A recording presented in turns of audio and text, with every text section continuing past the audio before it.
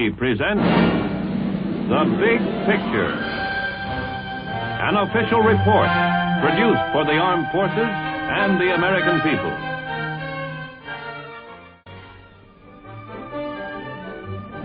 When you're in the Army, you get a chance to do a lot of traveling, see a lot of sights, and meet all kinds of interesting people. For me, some of the most interesting have been right here in our own country. My name's Sergeant Stewart Queen, host for The Big Picture. A good percentage of ideas for The Big Picture is taken right out of our history books. Other stories feature current Army activities of interest to the nation. But once in a while, something unusual comes along, tying in the present with the past, and we come up with a warm, human interest story. In my work, I get around the country quite a bit. It's part of my job. And whenever I'm in this particular vicinity, along this stretch of road, I stop by a quaint little restaurant called Charlie's Harbor Inn. Because it was here at Charlie's, this story happened some months ago.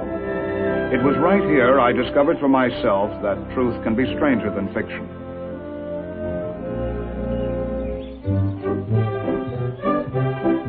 It was the kind of incident you read about in a novel or see in a grade B movie.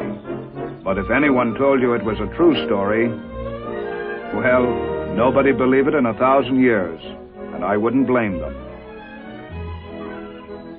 But this story really did happen, I know, because I was there when it did, and I saw it all.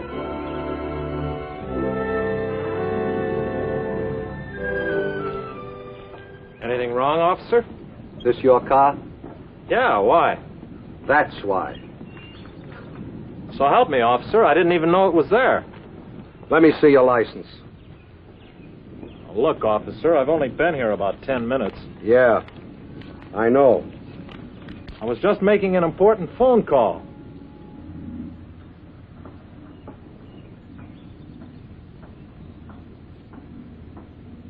Don't I know you from somewhere? Now, look here, officer. I'm an honest, law-abiding citizen. I've never been in trouble with the police or anybody else. Why, I never even... Okay, forget it. You ever been in the service? Yeah, but what's that got to do with it? Never mind that. Just answer the question. When did you serve? World War II, in the Army. Where? What part of the world? The Pacific. Say, what is this, an Inquisition? Take it easy, buddy. Take it easy. Where in the Pacific? Well, I started in Australia. Then New Guinea, New Britain, the Admiralties, and let's see, the Philippines. The Philippines? Where in the Philippines? Well, mostly Leyte and Luzon. Aha, Luzon. We hit Lingayen Gulf, then right down to Manila. You were in the Battle of Manila? From the kickoff till the final whistle. Santo Tomas. Mean anything to you? I rode the back of the first tank in.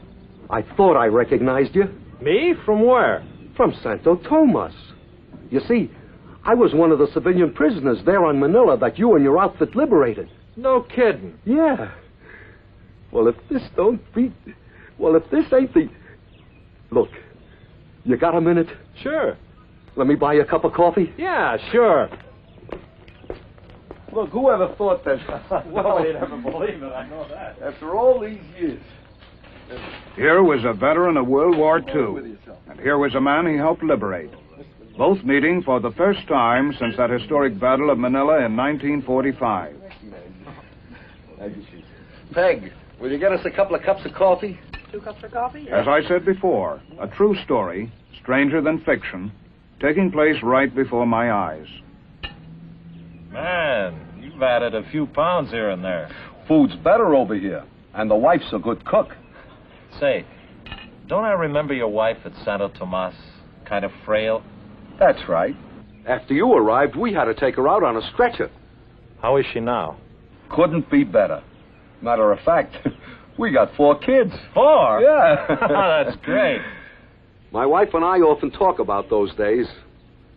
We never did get much of a chance to thank you and your outfit for liberating us. I'll never forget the first day you arrived at Santo Tomas. How'd your outfit get there so soon? Well, it was all part of the stepped-up liberation of the Philippines. As I recall... You really want to hear about it? Yeah, I sure would. Well, as I recall, the GIs had taken Leyte and landed on Mindoro, the island directly south of Luzon. So my outfit and a lot of others were ready for the main event. We hit the beach at Lingayen Gulf, about 100 miles north of Manila.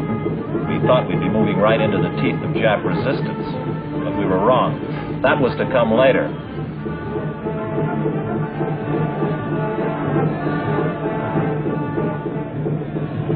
We pushed on down the valley toward Manila, cleaning out little pockets of resistance where we found them.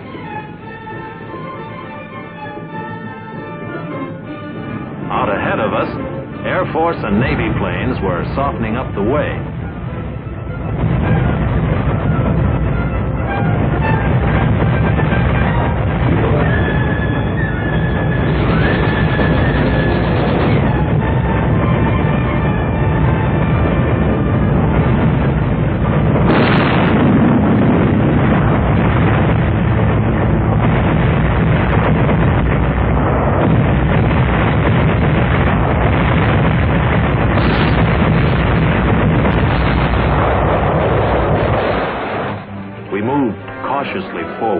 Wondering what had happened to the enemy. And for a while there, it looked like we were tourists having ourselves a real ball.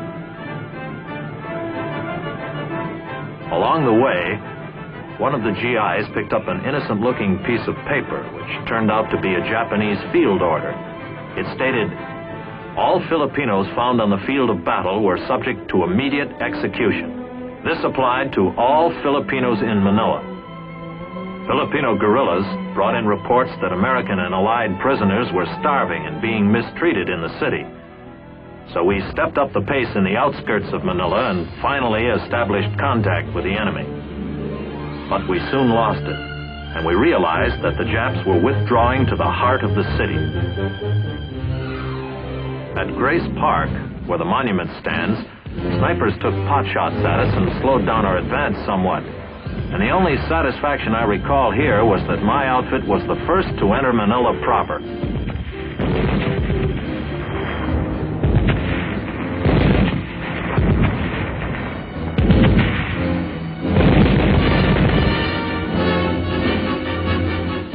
A fierce battle suddenly developed in, of all places, Rizal Stadium, Manila's baseball park. The enemy had dug himself in under the stands, and we slugged it out with him with no cover.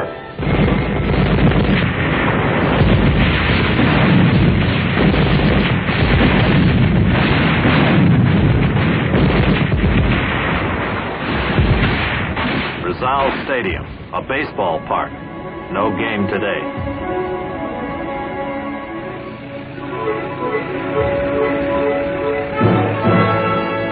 Then we raced into the University of Santo Tomas and liberated, along with you, hundreds of American and Allied internees. It had been 3 years since this pathetic group of prisoners had seen a free American or a square meal. Everyone in Santo Tomas was fortunate that there had been U.S. Army and Navy nurses who had been captured on Corregidor to care for you during those dark years. After we arrived, wires were sent home by the internees, and many replies came back in a few hours, affecting some noticeably.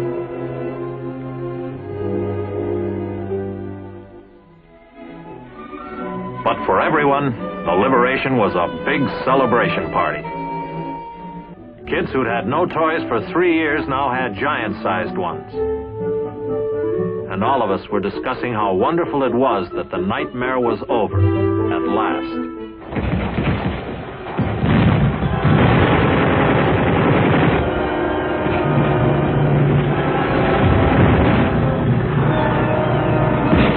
The nightmare wasn't all over. The enemy started shelling us at Santo Tomas. We saw internees who'd survived the 3 years as prisoners killed by the incoming fire. I'll never forget how the shelling of this non-military target continued for several days while we evacuated the seriously ill and injured. Finally, the shelling of Santo Tomas let up. The Japs needed their artillery fire more urgently elsewhere. Then the internees were evacuated to the States, most of them by plane. But I guess you'd remember more about that evacuation than I would. I'll never forget it. If you'd been a few more days rescuing us, I don't think my wife could have held out. But she made it okay, thanks to you and your buddies. That's the way the ball bounces. You never know when you can help the next guy. Yeah. I remember when I left Luzon, the battle in Manila seemed to be getting worse. Yeah, it sure was. What with the excitement of going back to the States after being a prisoner for 3 years, I never did get the dope straight on how the final stages of the battle went. It's all kind of fuzzy in my mind. All I know is we won, but it was quite a scrap, wasn't it? It was rough. Yeah, I know. How'd you make out after I left? Well, we got ourselves a good taste of street fighting. Being jungle GIs up till then, we found we had a lot to learn about fighting in city streets and big office buildings. But we learned fast. Combat is one thing for sure, a good teacher. How'd you come out? Oh, me personally, okay, but not so for some of the others. The deeper we got into Manila, the more fanatical the Jap resistance became. They couldn't escape, and they wouldn't surrender, so they fought till they died, most of them anyway. Our casualties were heavy. And the more we moved into the heart of the city, the more the enemy took advantage of the huge government buildings for defensive positions. Some of the buildings had to be ripped apart stone by stone before we could continue our advance. The enemy defensive plan soon became apparent. He was fighting delaying actions to allow his troops to cross the Pasig River, which cuts Manila east and west right through the middle. We pressed forward as fast as we could through fantastic tangles of broken buildings.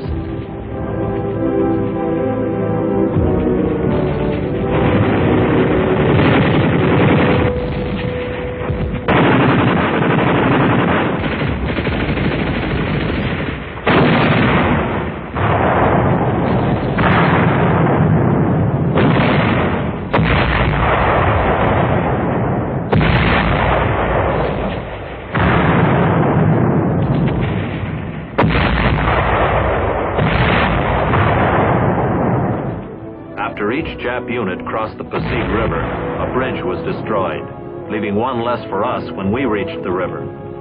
Our troops found out the hard way just about all there is to know about street-to-street, building-to-building combat.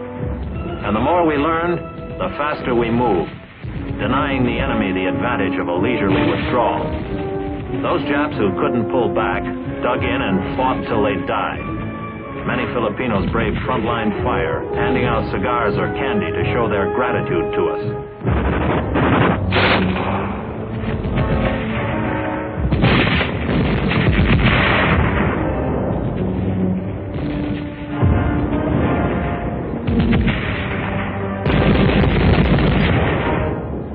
The enemy had orders from the Imperial High Command: hold Manila or burn it. The torch was put to those parts of Manila the Japs could no longer hold.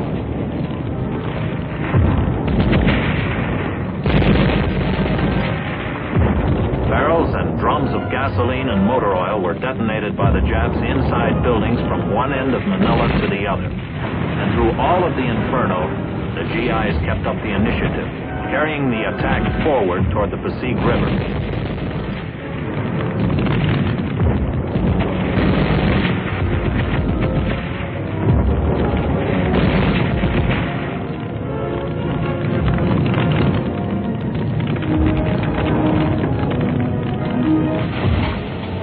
Firefighting equipment which had survived the street fighting was used, but it was hardly worth the effort.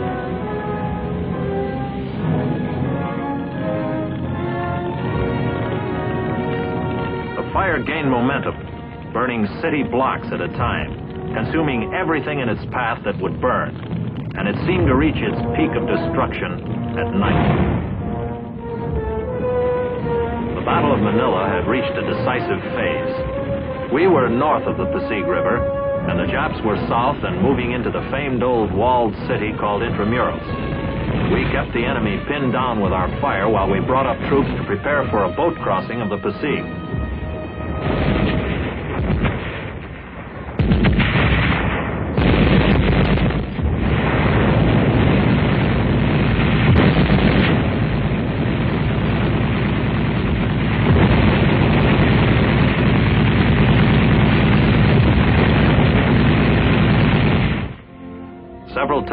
saw General MacArthur supervising the direction of battle. At one moment, he gazed out across Manila Harbor at an island of rock called Corregidor. No doubt he recalled how the Japanese had attacked the Philippines in December 1941.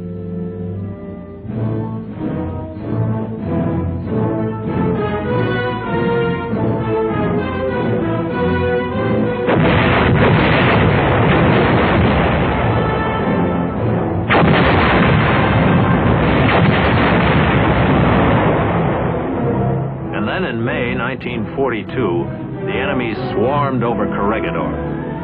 No doubt, too, the general had many times pondered the fate of his troops who were outnumbered, out of ammunition, food, and medical supplies, and thus compelled to surrender. The tide of hope had reached its lowest ebb for Americans when General Jonathan Wainwright sat at the surrender table, and the American flag was lowered on Corregidor.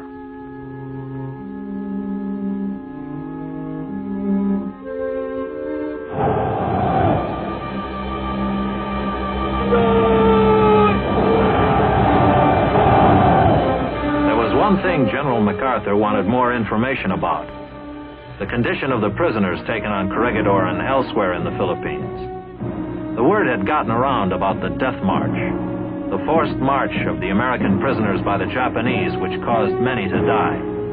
These were the troops the general had in mind when he returned to the Philippines. The general had all of those depressing memories of 1942 to consider while he directed the battle in Manila 3 years later, during February 1945. An isolated pocket of Jap resistance developed in Manila's city prison, called Bilibid. Filipinos brought in word that American prisoners, many captured on Corregidor, were being held in Bilibid. We stepped up the attack and raced toward the city prison.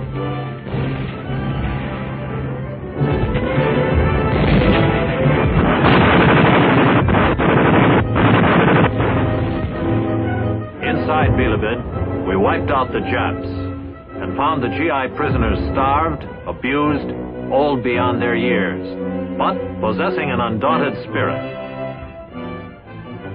They lined up for chow with a 3-year appetite. These were young fighting men on Corregidor. Now they were no longer young, but they were alive. While the battle raged on, preparations were made for an aerial invasion of Corregidor. For Manila could not be secure without Corregidor in our hands. A parachute jump would be coordinated with an amphibious landing on the island fortress. Air Force and Navy pounded the rock while the troop carriers flew in the parachutists.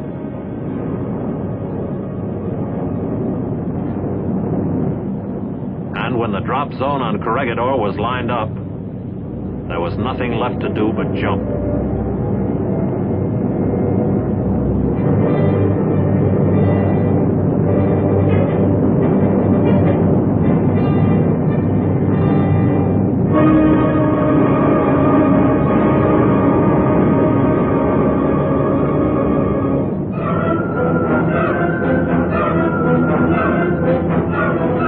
Supplies were dropped right where they were needed.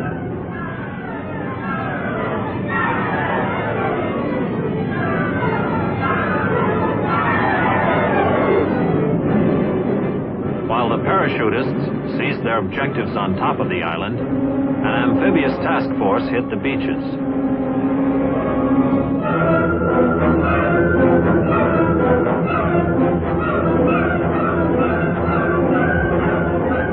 Another airdrop of supplies, for at first, everything was delivered by parachute.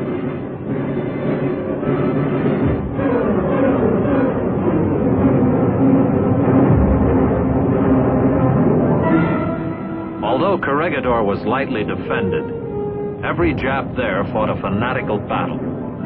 While the island fighting continued, the battle in Manila was going into the final phases. All of the enemy forces alive had withdrawn into the walled city south of the Pasig River.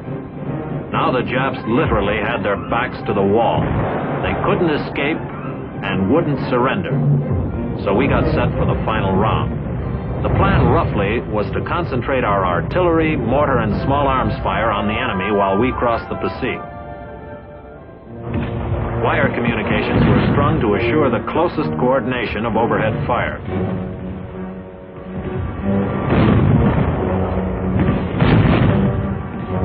Finally, when everything was all set, the order was given to commence firing.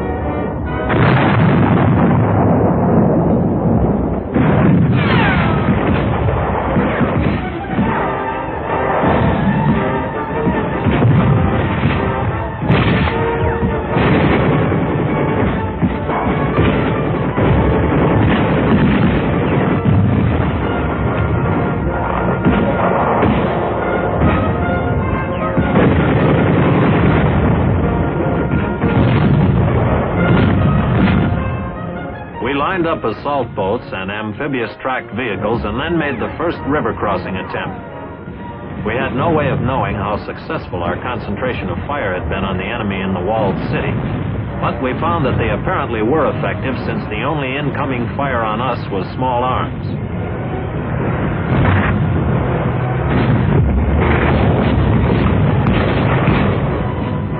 Soon we were pouring across the river, getting established on the south side and moving toward the closest wall of the walled city.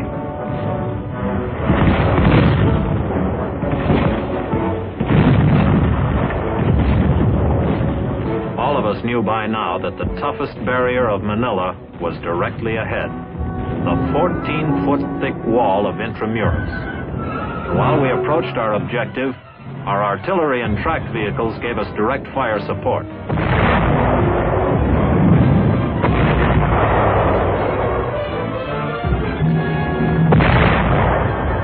Between the river and the walled city was an open park area. And as we moved over it, we realized that this was the first open spot we had crossed since the Battle of Manila had begun.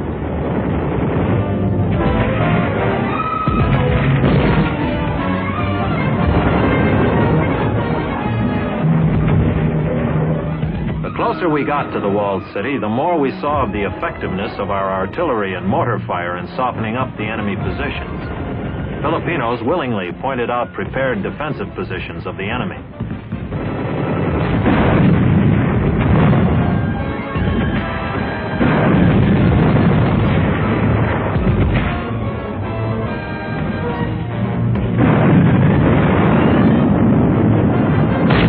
Finally, we reached the outside wall.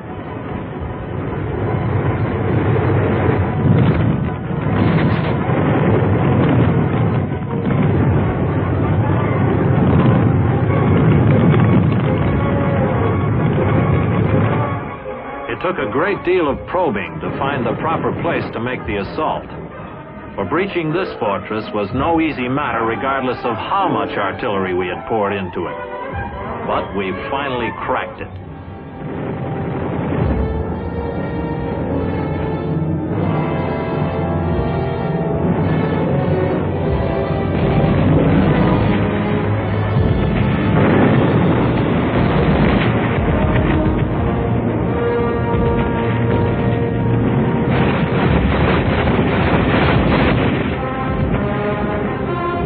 Once inside Intramuros, the city within the walls, the battle was suddenly over.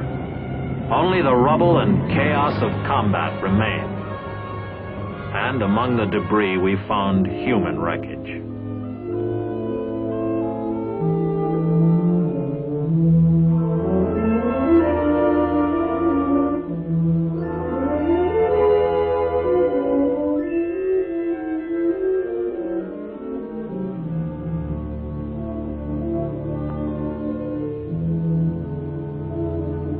Many of of the Filipinos who had lived in Intramuros were dead. Those who somehow miraculously survived started a great mass exodus across the river to go anywhere.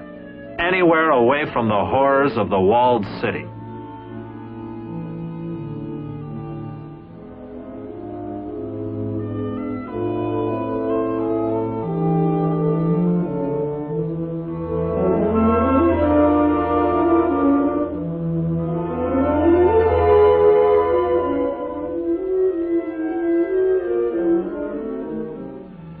Although the fighting in Manila was over, there still was one more military action to be taken. A general had said he would return. He had.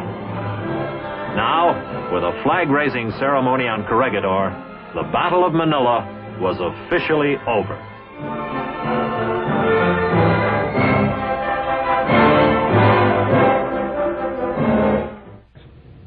And that's how the Battle of Manila went. It was a rough one. Gruesome at times. And I thank my lucky stars I got out of it okay. Some of my best friends didn't. Maybe you'll understand how indebted I feel towards them. Yeah, I guess so. Look, you gotta come out to the house and see the wife. I can't tell you how happy she'll be to meet you again. Why don't you come out some night for dinner? Soon. Whatever you say. Good.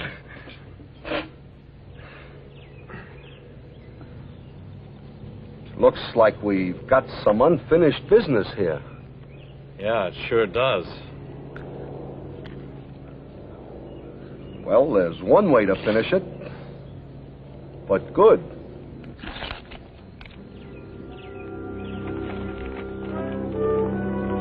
That's just the way it happened, and a good finish it was for a true story. In an important sense, the incident has meaning for all of us, for it brings into sharp focus the great sacrifices and courage which typify our armed forces. It is this type of unsung action that gives depth and meaning and purpose to military history and to a country's heritage. Oh yes, one more thing I'm sure about. It'll be a long time before I can forget Charlie's place. It will always remind me of a certain careless motorist and a good-natured, forgiving cop.